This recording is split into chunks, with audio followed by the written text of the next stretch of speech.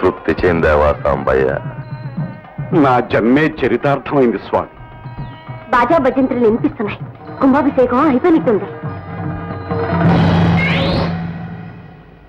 శంభో శంకర్. ఒకనాడు నీ మొగుడు సింహాచలాలు, ఈనాడు సింహానంద స్వాముల వారిని 10 రోజులు పోషించినందుకు నమస్కారం అప్పలంబికే. మాయా జగమే మాయ, బ్రతుకే లోయ, ఏనుగు మింగిన వెలక్క, అంతా డొల్ల. వెళ్ళొస్తా అప్పలాంబికే. హరహర మహాదేవ్. ఏందయ్యా, అడ్డాల్లో బిడ్డగా ఉన్నప్పుడే బాగున్నావు కదయ్యా. యాయా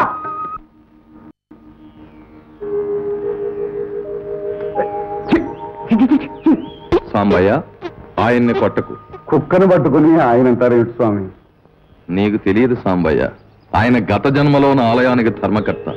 గుడిని, గుళ్ళో ఉన్న లింగాన్నే గాక చుట్టూ ఉన్న ప్రాకారాన్ని, పక్కనే ఉన్న తటాకాన్ని కూడా మింగేయాలన్న ప్రయత్నం చేశారు. ఈ జన్మనెత్తారు. అయితే తినే ఆశ ఇంకా తీరక అరటిపండు తొక్కల కోసం, కొబ్బరికాయ చెక్కల కోసం ఇక్కడే తచ్చాడుతున్నారు. దేవుడు సొమ్ము తిన్న మానవుడికి మరుజన్మలో కుక్క తావే స్వామి. పిచ్చివాడు. జీవితం శాశ్వతం అనుకున్నాం.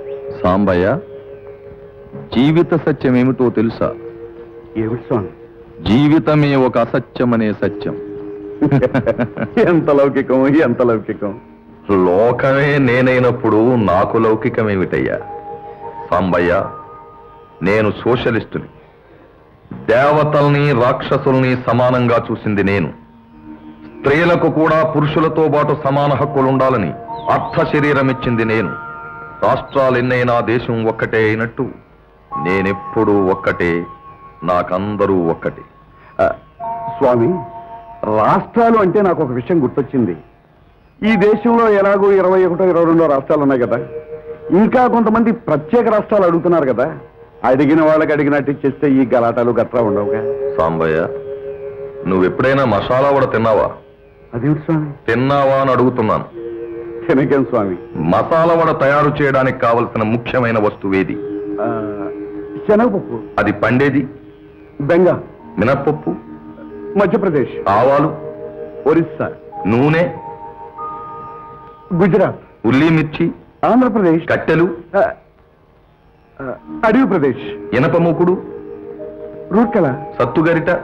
బిలాయ్. రుబ్బురోలు? కడప. వండేవాడు? బెజవాడ. తినేవాడు? గుడివాడ, కాకినాడ, వాడవాడ, వాడ.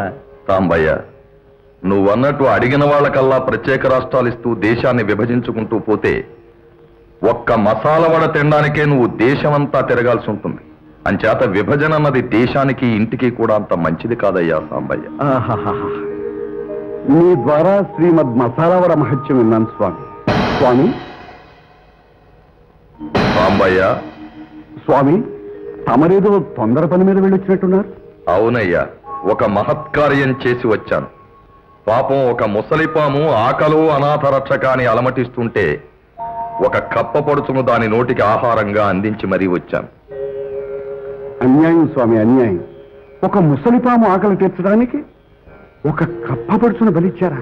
పిచ్చివాడ, ఆ కప్ప పొడుచు 3 మాసాలుగా మోక్షాన్నిప్పించు ముక్తి ప్రదాత అని ఘోషిస్తుంటే ఆ కప్పకు ముక్తిని, ఈ ముసలిపాముకు భుక్తిని ఏకకాలంలో కటాక్షించి వచ్చాను. ఏమి దయా, ఏమి వితరణ. స్వామి, ఏమి? మీ మెల్లో ధరించిన ఈ పాము కప్పలు గిప్పలు తినదు. ఓహో, అయితే పూర్తి వెజిటేరియన్ అన్నమాట. అవును, గుడ్లు మాత్రం తింటుంది. అయితే గుడ్డు నాన్ వెజిటేరియన్ కాదన్నమాట.